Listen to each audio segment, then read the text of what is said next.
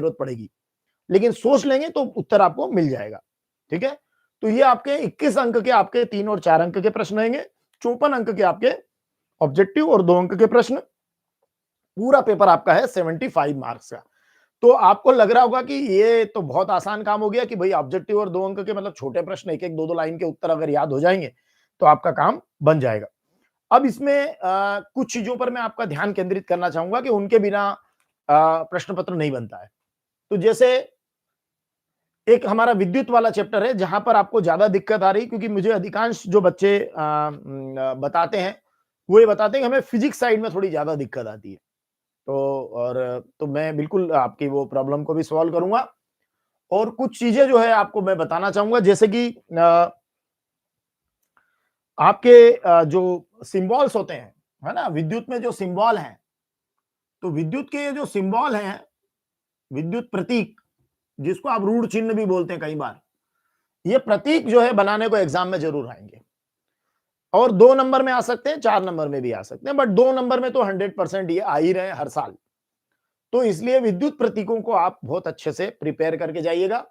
कुछ नहीं है, 10-11 विद्युत प्रतीक है, अगर आप कर पाए तो बहुत सरल है। और देखिए मैं बता भी देता हूं आपको कैसे है।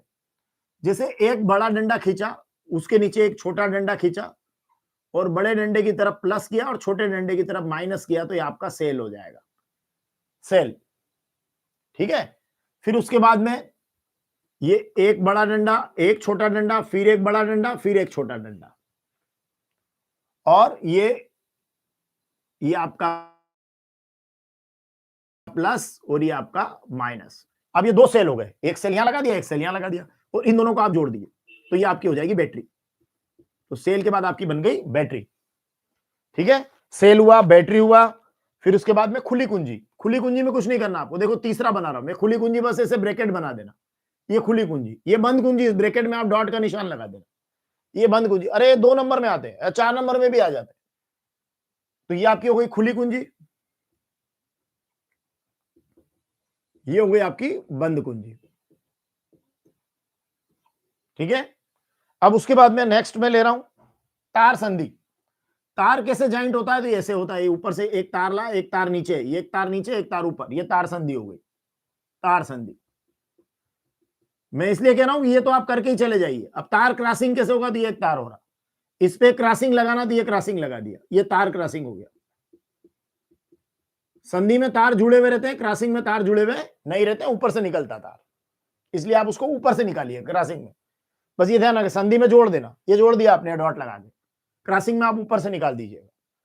ठीक है, उसके बाद में आप बल्ब बनाना है, बहुत आसान। ये देखिए ऐसे आप लेना, ऐसे करना, ऐसे करना, और ये कर देना, ये आपका बल्ब बन गया, ये बल्ब बन गया। प्रतिरोध बनाना, और ये ऐसे करना, ये प्रतिरोध बन गया, ये प्रतिरोध। ऐसे कुंडलियां मत बना दीजिएगा, है ना, प्रतिरोध बनाने के लिए। और अगर परिवर्ती प्रतिरोध बनाना, तो इस प्रतिरोध के ही निशान को आप सीख जाइए। परिवर्ती प्रतिरोध बनाना, तो ये प्रतिरोध का ही निशान बनाना, और इसमें ये ऐसे तीर का निशान क्रॉस कर देना, तो ये आपका परिवर्ती प्रतिरोध हो जाएगा। ठीक है, उसके बाद में एमीटर बनाना है, तो ये देखिए ये सबसे सरल है, ए लिख के, ये एमीटर का ए लिखिएगा, एक प्लस और एक माइनस, तो ये हो गया आपका एमीटर। अब इसमें और अगर वोल्ट मीटर बनाना हो तो आप वी लिखिएगा, ये घेरा बनाइएगा, एक प्लस और एक माइनस, ये हो गया आपका वोल्ट मीटर। अब आपसे अगर एग्जाम में कोई 2 प्रतीक पूछ ले, पहली बात तो ये कि ये सारे के सारे आपको याद होना चाहिए, और दूसरा अगर आपसे कोई पूछता है कि आप कोई 2 बनाइए, तो मैं आपको सजेस्ट करूंगा आप अमीटर और वोल्ट मीटर बनाइएगा, है ना, बहुत सिंपल है। या खुली कुंजी बंद कुंजी बना दीजिएगा। वैसे आजकल ऐसा प्रश्न आता नहीं है, आजकल तो ऐसा आता है वो नाम से देते हैं कि आप अमीटर बनाइए, बल्ब बनाइए, है ना, तो आप अमीटर बल्ब बना दीजिएगा। बस इतने विद्युत प्रतीक आपने बना दिए तो आपके 2 या 4 नंबर, तो आज से ही आप मान के चलिए कि 2 या 4 नंबर तो आपके खत्म हो गए एग्जाम में। मतलब आपको इतना तो आ ही गया परीक्षा में, आपके 2-4 नंबर तो आ ही जाएंगे। क्लियर है? तो ये आपका एक बहुत प्रश्न इंपॉर्टेंट है, जो हर बार आता है, तो आना ही आना है, 100% आना है, तो आ ही जाएगा। ठीक है, दूसरा इसी में कुछ ऑब्जेक्टिव है विद्युत में, तो वो भी आपको, चूंकि मैं शुरुआत उसी से कर रहा हूं, तो वो भी आपको आते रहना चाहिए। अभी जैसे कि मात्रक भी मैं बता दूंगा, है ना। कुछ परिभाषाएं भी बताऊंगा। तो जैसे आवेश, आवेश का मात्रक होता है कूलाम, आवेश का कूलाम, जिसको आप क्यू से दर्शाते हैं। क्यू, आवेश को किससे बताते हैं आप? क्यू से। तो आवेश का कूलाम याद करिएगा, धारा का एम्पियर, विद्युत धारा जिसको आप कहते हैं, आप केवल धारा भी बोल सकते हैं, धारा को आप आई से बताते हैं, तो धारा का एम्पियर, विभव या विभवांतर दोनों का एक ही है, विभव या विभवांतर का होता है वोल्ट, और इसको आप दर्शाते हैं V से। ये मात्रक अगर आप याद करते हैं तो आपके ऑब्जेक्टिव के एक या दो प्रश्न इसमें से भी बनने की पूरी संभावना एवरी ईयर, प्रति वर्ष रहती है। तो आवेश का कूलाम, धारा का एम्पियर, विभव या विभवांतर का वोल्ट, बार बार बोल कर देखना है इनको, है ना। और अपने आप को कंफ्यूज भी करना है इसमें बोलते समय। जैसे आपने एक बार कहा धारा तो एम्पियर, विद्युत धारा एम्पियर, आवेश कूलाम, विभव या विभवांतर वोल्ट, फिर अपने आप से ही पूछो आवेश का क्या है। तो आवेश का कूलाम, धारा का एम्पियर, विभव या विभवांतर का वोल्ट। उसके बाद में प्रतिरोध, तो प्रतिरोध को अब हम कैपिटल आर से दर्शाते हैं, और प्रतिरोध का होता है ओम। क्या होता है? ओम। प्रतिरोध का होता है ओम। कुछ बच्चे जो पूरे अंक लाना चाहते हैं उसको विशिष्ट प्रतिरोध को भी याद करना चाहिए। विशिष्ट प्रतिरोध या प्रतिरोधकता, अगर खराब समय हो एग्जाम में आपका तो ये वाला भी आ सकता है। तो इसको आप रो से दर्शाते हैं और इसका ओम मीटर होता है, ओम मीटर। हालांकि इतना इंपॉर्टेंट नहीं है क्योंकि जब टफ पेपर आता है तो एक आध इस तरह का भी पूछते हैं, या आपके एग्जाम लेने के लिए कि भाई थोड़ा सा आपको इस तरह से भी आना चाहिए। फिर विद्युत शक्ति हो या शक्ति हो, है ना, मतलब शक्ति का तो आप शुरू से जानते हैं, विद्युत शक्ति का क्या होता है? वाट होता है, ये वाट हो जाएगा, है ना। और एक अश्व शक्ति में हॉर्स पावर जिसको हम कहते हैं, उसमें 746 वाट होते हैं, 746 वाट, ये भी आप याद कीजिएगा। तो इस तरीके से अगर आप ये प्रिपेयर करके जाते हैं, जैसे एक KWH जिसको कहते हैं एक यूनिट, ये यूनिट है आपकी, 1 यूनिट किलोवाट आवर, तो ये है 3.6 इंटू 10⁶ जूल, और ये ऊर्जा का मात्रक है यूनिट। जो बिजली का बिल आता है ना, तो बिजली का बिल क्या है? एनर्जी है। एनर्जी जो आप खर्च करते हैं वो यूनिट में आती है। तो KWH किलोवाट घंटा 3.6 इंटू 10⁶ जूल, इतने सारे आपको मात्रक भी याद करके जाना है। तो आपके एग्जाम में आपके ऑब्जेक्टिव का काम भी खत्म हो जाएगा कि भैया विद्युत वाले में हमें कोई टेंशन नहीं, 2 नंबर हम यहां से उठाएंगे और कम से कम 1 या 2 नंबर हम यहां से उठा लेंगे। तो अब हमारी जो लड़ाई है वो 3-4 नंबर की लड़ाई तो हमारी खत्म हो गई। ठीक है, अब यहां से कुछ 2-3 प्रश्न बड़े इंपॉर्टेंट है विद्युत वाले चैप्टर से, तो हमें उनको भी देखना चाहिए। जैसे फॉर एग्जांपल इसमें आपका रहेगा ओम का नियम। अब बच्चे क्या है, बहुत सारे स्टूडेंट्स ऐसे रहते हैं जो ये सोचते हैं कि अरे सर ये याद ही नहीं होता ओम का नियम। तो ओम का नियम तो आपको बहुत सिंपली करना है कि जब 2 चीज दिमाग में रखो, एक होता है वोल्टेज, एक होता है करंट। ठीक है, वोल्टेज और करंट 2 चीज रहती है। तो जब कोई भी चालक होता है तो उसके सिरों पर जो वोल्टेज आता है, विभवांतर आता है, तो वो प्रवाहित धारा के अनुक्रमानुपाती है, ये याद रखना। मतलब V अनुक्रमानुपाती I, ये ओम का नियम है। V अनुक्रमानुपाती I, ऐसे याद रखो आप, V अनुक्रमानुपाती I। कोई भी चालक है उसकी अगर भौतिक अवस्था न बदले तो उसके सिरों पर जो विभवांतर है वो धारा के अनुक्रमानुपाती होता है, V अनुक्रमानुपाती I। तो देखिए इसमें क्या है कि चालक की भौतिक अवस्था का मतलब क्या है। जैसे आप प्रयोग कर रहे हैं, आपने एक तार लिया, अब प्रयोग के दौरान उस तार की लंबाई नहीं बदलना चाहिए, है ना, मोटाई नहीं बदले, उसका टेम्परेचर नहीं बदले, ताप नहीं बदलना चाहिए उस दौरान। तो अगर ये सब नहीं होता है तो जो विभवांतर है वो धारा के अनुक्रमानुपाती होगा। वो चालक लेना है, मतलब कोई भी धातु लेना है आपको, है ना। तो अब यहां से आपके ओम का नियम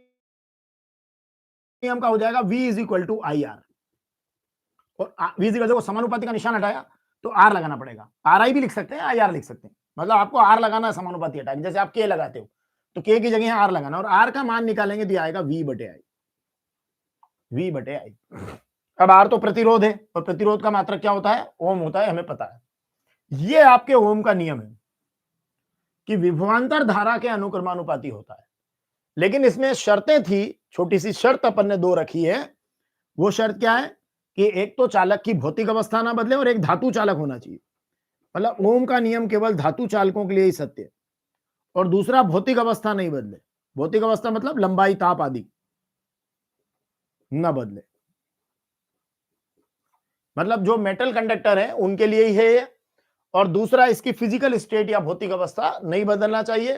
तो जो विभवांतर या पोटेंशियल डिफरेंस है वो करंट के प्रोपोर्शनल होगा, मतलब धारा के प्रोपोर्शनल होगा। V is proportional to I, V is equal to I R, और R is equal to V upon I, यही ओम का नियम है। तो ये आप देखेंगे। हाँ बेटा, क्या लिख रहे हैं आप?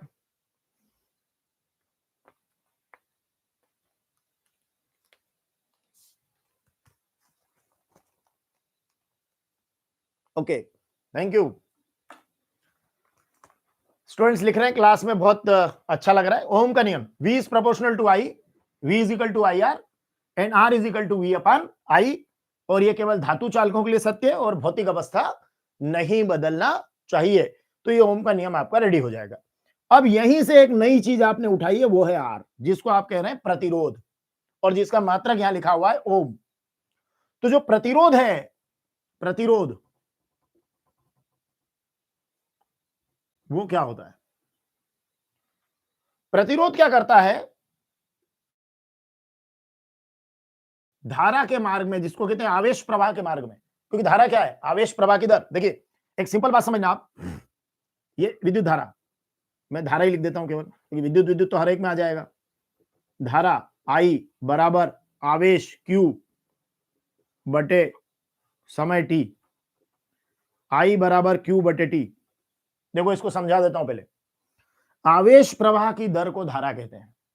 मतलब जब किसी भी परिपथ के अंदर, जैसे मान लीजिए आपने कोई सर्किट बनाया, जैसे मान लो आपने सर्किट बनाया, देखिएगा,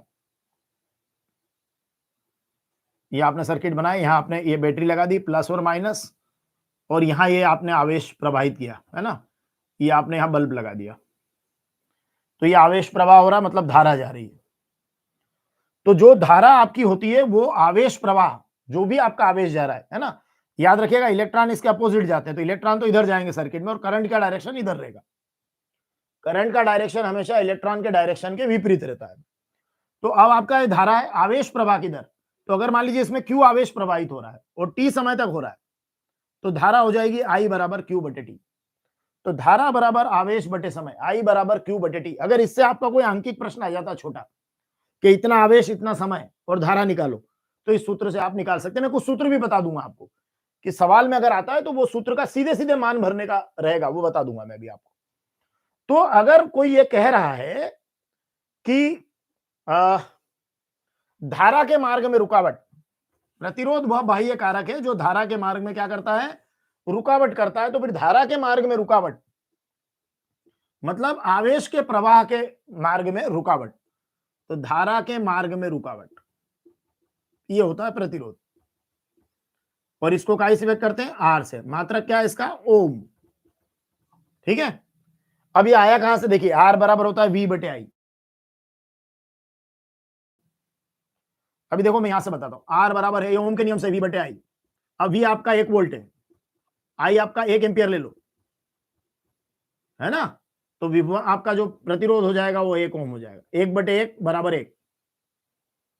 ये हो जाएगा आर बराबर वी बटे आई, 1 वोल्ट बटे 1 एम्पियर बराबर 1 ओम। तो ये आपका प्रतिरोध है जो धारा के मार्ग में क्या करता है, रुकावट उत्पन्न करता है, इसे हम कहते हैं प्रतिरोध।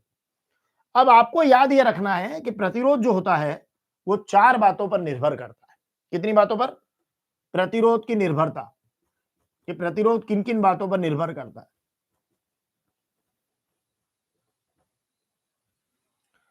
प्रतिरोध निर्भर करता है लंबाई पर, मतलब जो भी आपने तार लिया उसकी लंबाई पर। दूसरा, उसकी मोटाई पर, मोटाई को बोलते हैं अनुप्रस्थ काट का क्षेत्रफल। लंबाई पर, मोटाई पर, ताप पर।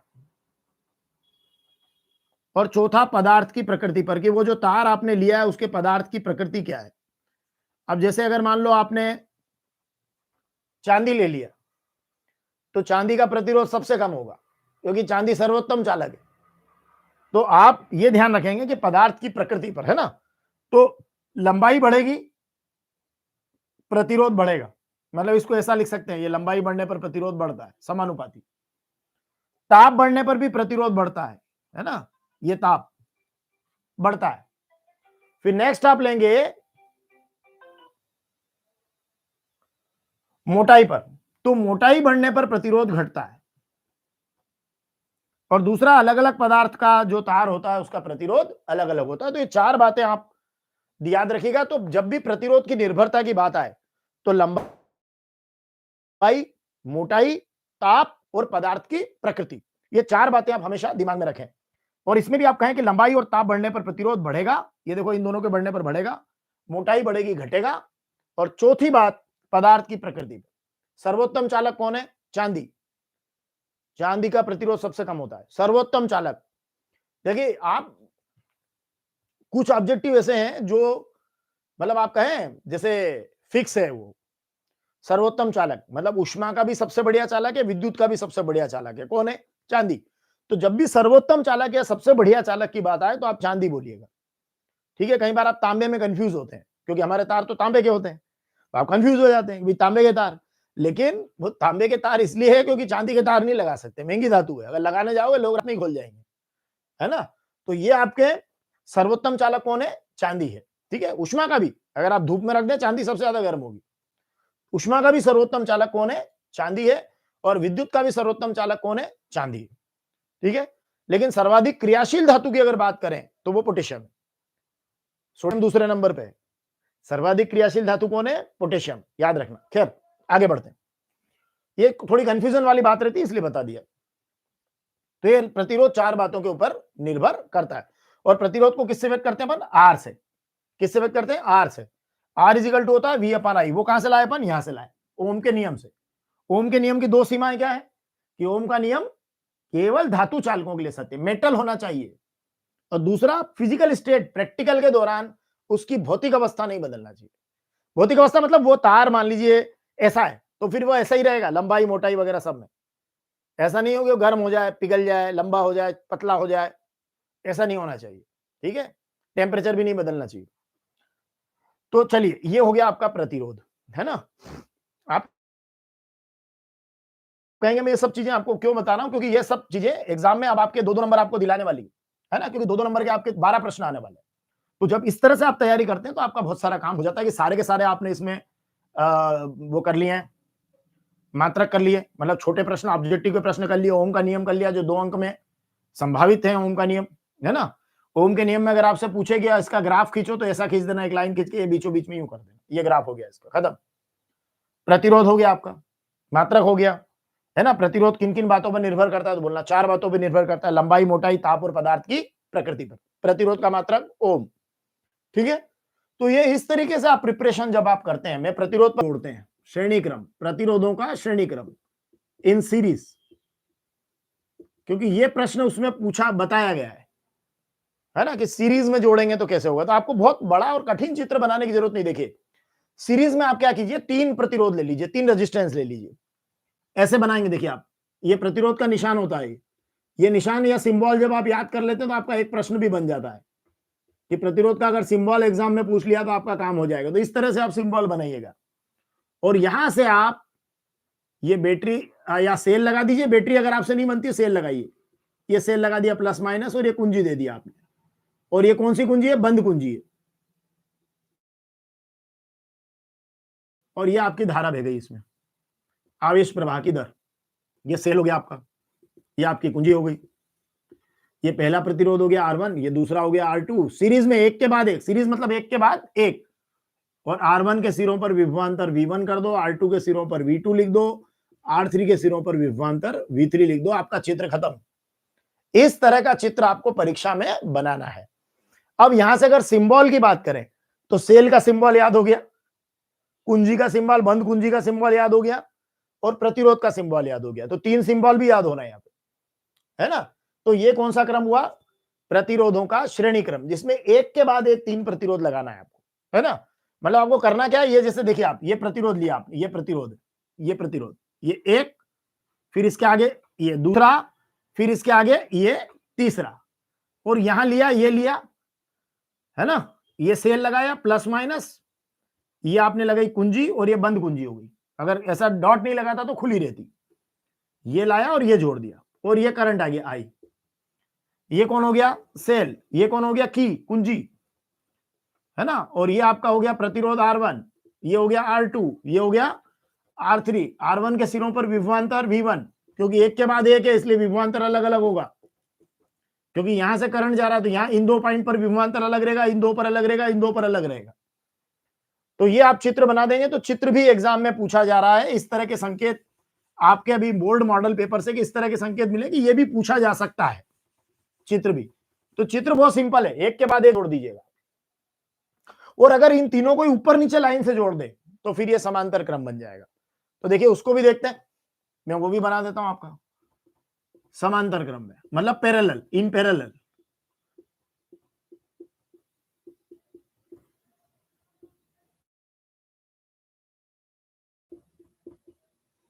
देखिए इन पैरेलल कैसे जोड़ेंगे, तो बहुत सिंपल है वो भी। आप दो पॉइंट बनाइएगा ऐसे, और इसमें ये एक तो यहां बीच में जोड़िएगा ऐसे, ये एक जोड़ दिया, एक थोड़ा ऊपर ले जाकर जोड़िएगा, ऐसे जोड़ देना, ठीक है? इसको यहां ले आना, एक फिर थोड़ा नीचे ले जाके जोड़ देना, थोड़ा सही बनाना इसको यार।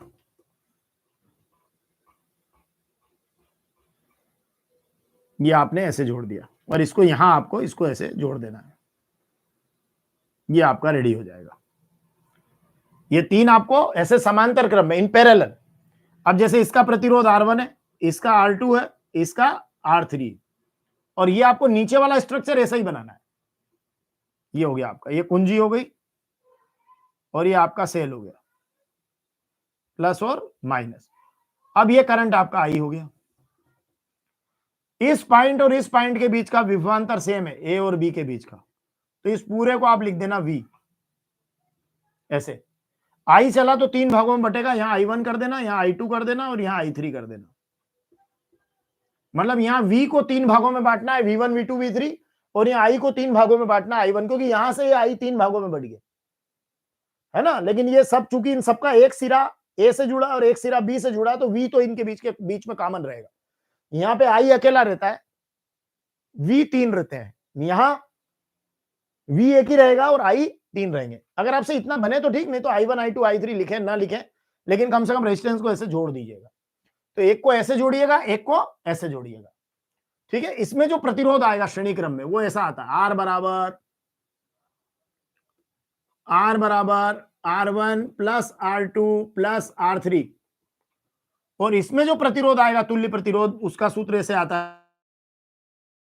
है, R is equal to 1/R1 plus 1/R2 plus 1/R3। उत्तर में R ही लाना है आपको, लेकिन फार्मूला ये चलेगा पहले, यहां पे फार्मूला ये चलेगा। अब जैसे आपके जो बोर्ड मॉडल पेपर में जो क्वेश्चन है उसको लेता हूं मैं। उसमें क्वेश्चन है 20 ओम, 5 ओम और 4 ओम, 20 ओम ऐसा लिखा है, 20 ओम, 5 ओम और 4 ओम, 5 ओम 4 ओम श्रेणी क्रम में जुड़े। तो तुल्य या परिणामी प्रतिरोध या कुल प्रतिरोध निकालो। तो R1 है 20, R2 है 5, R3 है 4। अब आप देखिए कितना सिंपल क्वेश्चन हो गया, श्रेणी क्रम में मतलब लाइन से जुड़े हैं। तुल्य प्रतिरोध क्या होगा? तीनों का जोड़। अब आप देखिए खाली जोड़ करने के तो पहली कक्षा में नंबर मिलते हैं, लेकिन जोड़ करने के 10वीं कक्षा में भी नंबर मिल रहे हैं। तो आपको करना क्या है? R लिखना है ना? तीनों को जोड़ देना है, 20 धन 5 धन 4, ये सूत्र लिख देना, R1 plus R2 plus R3, 25 और 4 29 ओम उत्तर हो जाएगा। अच्छा, यहाँ ओम पहले से ही लिखा ही रहेगा, तो आपको ये भी ध्यान करना है कि क्या लिखना है पीछे। ऑलरेडी ओम लिखा है तो ये ओम लिख दिया। अब जोड़ करने के नंबर मिल गए आपको, है ना? तो ये आपका चित्र भी हो गया। ये भी एक क्वेश्चन है आपकी जो आपका जो मॉडल क्वेश्चन पेपर आया उसमें ये भी एक क्वेश्चन है कि इसका चित्र बनाइए, है ना। तो श्रेणी क्रम का चित्र बनाइए, या ये श्रेणी क्रम में जुड़े हैं तो तुल्य प्रतिरोध या परिणामी प्रतिरोध कितना होगा, तो I R is equal to R1 plus R2 plus R3।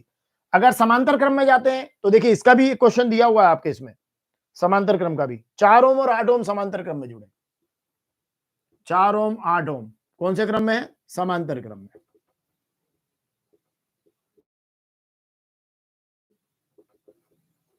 अब समांतर क्रम है तो सूत्र ये है, और केवल 2 ही दिए हैं, तो 4 और 8 दिए तो कोई बात नहीं, है ना, 4 और 8 से करेंगे, लेकिन उत्तर में आर लाना है, 1/r नहीं लाना, ध्यान रखना। तो 4 और 8 तीसरा छोड़ देना, तो ये 1/r, ये देखिए R1 की जगह 4 लिख दो, R2 की जगह 8 लिख दो, ये 8 हो गया।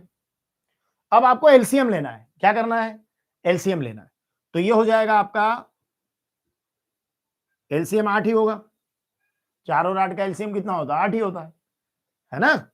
अब देखिए 4 दूना 8, तो 1 दूना हो जाएगा 2, 8 में 8 का भाग एक बार, इसलिए 1 ही रह जाएगा। तो 1/r की जो वैल्यू आई है वो आई है 3/8, और अगर उल्टा, क्योंकि आपको r चाहिए, देखिए 1/r आएगा 3/8, ध्यान रखना यहां से उल्टा करना है, तो r का मान आ जाएगा 8/3। अब 8/3 का मतलब है 3 का भाग लगाओ, 3 दूनी 6, 2 बचा 6, 6 ओम, 6 7 भी लिख सकते हैं आप, क्योंकि 6 6 6 आता ही जाएगा, तो 8/3 हो जाएगा और ये उत्तर आ जाएगा। मतलब आपको 1/r निकालना है, 1/r निकाला और फिर r निकालना है लास्ट में, तो उसको उल्टा कर देना, दोनों जो मान आए उनको उल्टा कर देना, तो ये दोनों क्वेश्चन आपके रेडी हो जाएंगे। एक अंक और था उसमें बहुत सिंपल, कि 12 वोल्ट की बैटरी और 25 एम्पियर धारा। देखिए R बराबर क्या है, ओम के नियम से R इक्वल टू क्या आता था, V/I, ये याद है ना आपको, R बराबर V/I। और मैंने अभी आपसे कहा था कि इस पे सिंपल क्वेश्चन भी आ सकते हैं। ओम का नियम क्या है, V समानुपाती I, है ना, अभी मैंने आपको याद दिलाया था ना ओम का नियम, V समानुपाती I, विभवांतर धारा के अनुक्रमानुपाती, और अगली लाइन में आप समानुपाती हटा के R लगाते हैं तो V बराबर हो जाता है IR। अब यहां से आप R निकालेंगे तो क्या आएगा, V/I।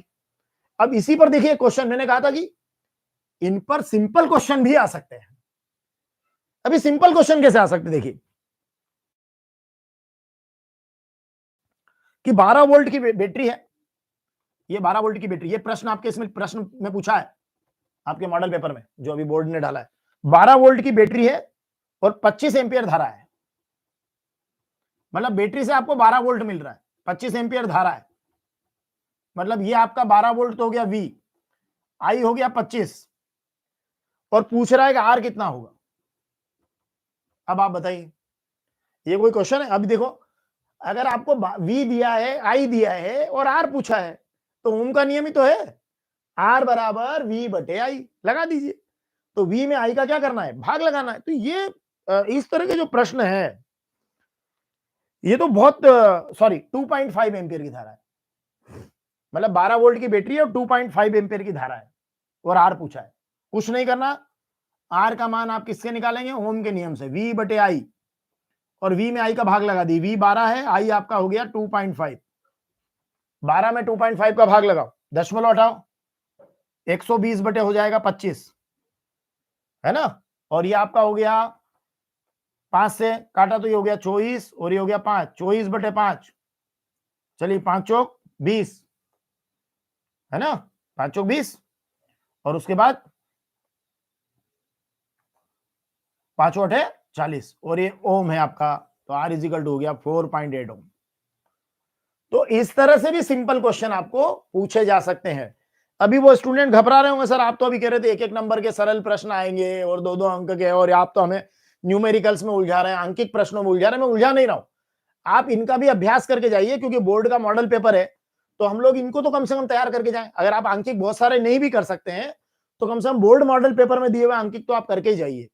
कभी रिपीट हो गया, वहां से उठा लिया तो हमारा काम हो जाएगा। तो इसलिए हम लोग ये अंकित को भी यहां पर हमने सॉल्व किया है। अब देखिए, मैं कुछ बातें आपके साथ शेयर करूंगा, और उसके बाद में हम अभी हमारी लाइव क्लासेस तो लगातार चलती रहेगी, और अगर आप चैनल पर जाकर देखेंगे तो ये सारे वीडियोस, सारे छोटे छोटे क्वेश्चंस और बहुत सारी चीजें अपलोड है। 10th का पूरा सिलेबस मैंने सॉल्व करके दिया हुआ है वहां पर, है ना। तो आप जाएं तो वहां पे प्ले लिस्ट में जाकर क्लिक करेंगे तो 10th की सारी प्ले लिस्ट खुल जाएगी, आपको जिस चैप्टर का जो प्रश्न देखना है वो सब वहां मिल जाएगा, इसका उत्तर है, ठीक है ना। तो एक तो हर पार्ट के पीछे के ऑब्जेक्टिव आप करके जाएंगे। ओके, उसके बाद में आपको अभी पहला काम यही दे रहा हूं मैं, हर पार्ट के पीछे का ऑब्जेक्टिव, ताकि ऑब्जेक्टिव के लिए आपको फर्स्ट वर्क ही है। तो आपके ये मान के चलिए 30 ऑब्जेक्टिव में से लगभग 10 ऑब्जेक्टिव यहां से आपके बैठ जाएंगे, तो ये आपका बहुत बड़ा काम हो जाएगा। तो पार्ट के पीछे के ऑब्जेक्टिव को आप पकड़ के चलेंगे। दूसरा, मैंने भी मात्रकों वाले और ये सब बताए, वो तो आपको करना ही है। तीसरा, आप तैयारी कैसे करेंगे? तो देखिए इसमें क्या है कि जो परिभाषाएं हैं, परिभाषाएं आप तैयार करके जाइए। डेफिनेशंस, कोरोजन की, संचालन की परिभाषा, समझाती श्रेणी, जो डेफिनेशन है ना, उनको आपको अच्छे से करके जाना चाहिए। चुंबकीय क्षेत्र रेखाएं क्या है, काटती क्यों नहीं है, ये 3 नंबर में भी आ सकता है। काटती क्यों नहीं है, कि चुंबकीय क्षेत्र रेखाएं क्या है, काटती क्यों नहीं है, इनके गुण, ये बहुत आईएमपी रहेगा भैया, है ना, ये तो बहुत मोस्ट आईएमपी क्वेश्चन है, वी आईएमपी, है ना। इसको मैं अगली क्लास में आपके साथ शेयर भी करूंगा, या इसको बहुत अच्छे से आपको प्रिपेयर करूंगा, इतना अच्छा बढ़िया से सुंदर सा। और अगर आप बाद में इस लिंक से एक बार और अगर इसको देखना चाहेंगे तो मैं कमेंट बॉक्स में भी इसको डाल दूंगा। तो चुंबकीय क्षेत्र रेखाएं जो है वो आप तैयार करके जाएंगे, है ना। और दूसरा, इसके बाद में कुछ और परिभाषाएं जैसे आप लेंगे, परावर्तन, है ना, डरिए मत, अभी परावर्तन है, अपवर्तन है, ये डेफिनेशन या इनके नियम जिसको कहते हैं, अपवर्तन के नियम। अभी मैं केवल बहुत कम बातों पर ध्यान केंद्रित कर रहा हूं, है ना। दर्पण में दोनों तरह के जो दर्पण है, अवतल और उत्तल, दोनों दर्पण में आप उपयोग करके जाएंगे। अब देखिए इस पर भी एक बड़ी मजेदार बात बताता हूं। अभी 4-4 नंबर के 2 प्रश्न आपके बोर्ड मॉडल पेपर में डले हैं, वो दोनों पे बात कर लेता हूं। देखिए बहुत सिंपल है वो।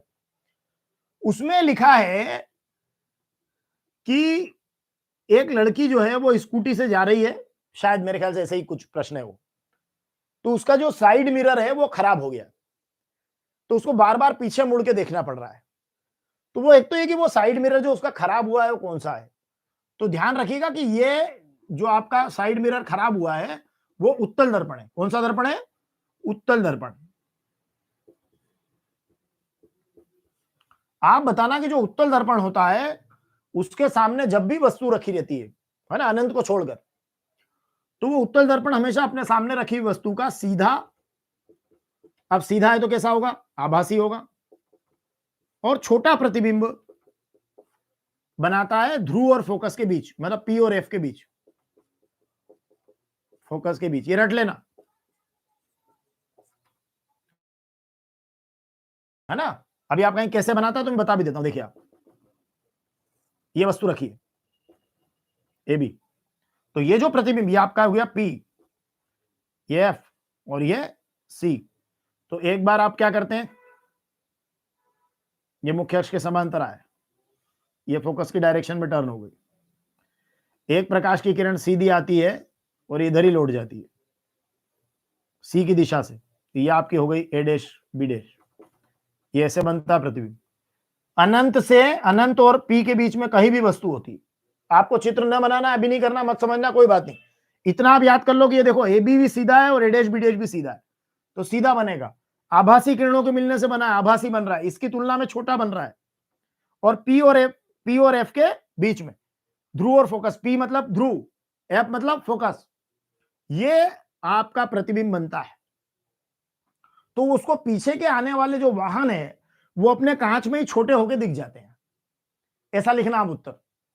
कि वो लड़की बार बार पीछे मुलट के इसलिए देख रही है कि अब उसको पीछे का ट्रैफिक तो दिख ही नहीं रहा है, लेकिन अगर वहां उत्तल दर्पण उसके पास होता साइड मिरर में, तो जो पीछे आ रहा ट्रक है, ऐसा लिखना, पीछे आ रहा ट्रक, बस, वो उसको छोटे, सीधे और आभासी दिखते अपने कांच के अंदर। अरे यार कांच के अंदर बड़ा होकर तो नहीं दिख सकता, नहीं तो कांच में दिखेगा ही नहीं, तो अपन समझ गए कांच में कैसा दिखता है, छोटा। फिर कांच में आभासी प्रतिबिंब दिखता है, पक्का याद रख लेना। जो हमारे घर का कांच होता है ना उसमें भी आभासी दिखता है, लेकिन उसमें बराबर दिखता है। उत्तल में क्या होता है? छोटा दिखता है, तो छोटा हो गया, है ना। तो आभासी, सीधा और छोटा, ठीक है। और थोड़ा सा पास में रहेगा, तो ध्रुव और फोकस के बीच में रहेगा। ओके, मतलब पास से मेरा मतलब है कि ये वस्तु तो यहां आपको दूर दिखाई देगी, लेकिन वो एक्चुअली उतनी दूर रहती नहीं है, वो थोड़ी नियर रहती है। तो खैर आप तो ऐसा लिखिए, ध्रुव फोकस के बीच में सीधा, आभासी और छोटा, तो वो आपको दिखाई देता है। अगर आपने बार-बार पीछे मुड़े, आपने अगर उसका वो ग्लास नहीं लगाया तो एक्सीडेंट होने का डर रहेगा, तो ये आपके लिए बहुत बढ़िया वो हो जाएगा। फिर दूसरा एक क्वेश्चन है, डेंटिस्ट वाला प्रश्न आया है कि जो डेंटिस्ट है वो दांतों के बीच में कौन सा दर्पण यूज करेंगे दांतों को देखने के लिए, तो वो अवतल दर्पण है। कौन सा दर्पण यूज करते हैं? वो अवतल दर्पण। सौर भट्टी में भी अवतल दर्पण होता है। अवतल दर्पण के 3 उपयोग याद रखना आप, सौर भट्टी है ना, शेविंग मिरर, रट लो रट लो रट लो, एग्जाम में रट लो, और दूसरा ये दांतों को देखने में, बल्कि आंखों को देखने में भी, आंखों के अंदर वो जो ऐसे करके देखते हैं ना, वो भी अवतल दर्पण से ही है। खैर अभी जो प्रश्न आपके इसमें है वो ये वाला है कि दांतों को देखने के लिए, तो दांतों को देखने के लिए क्या होता है कि वो दांत जब देखने जाते हैं तो अवतल दर्पण में एक स्थिति ऐसी होती, छठी स्थिति, जब वस्तु जो है उसके ध्रुव और फोकस के बीच में होती तो सीधा, आभासी और बड़ा प्रतिबिंब बनता है। तो ऐसे पास में लाके उसको देखते हैं, तो दांत को ध्रुव और फोकस के बीच में लाते हैं। तो देखो इसमें फिर क्या होगा कि जब वस्तु अवतल दर्पण में कहां होती है, ध्रुव और फोकस के बीच वस्तु हो।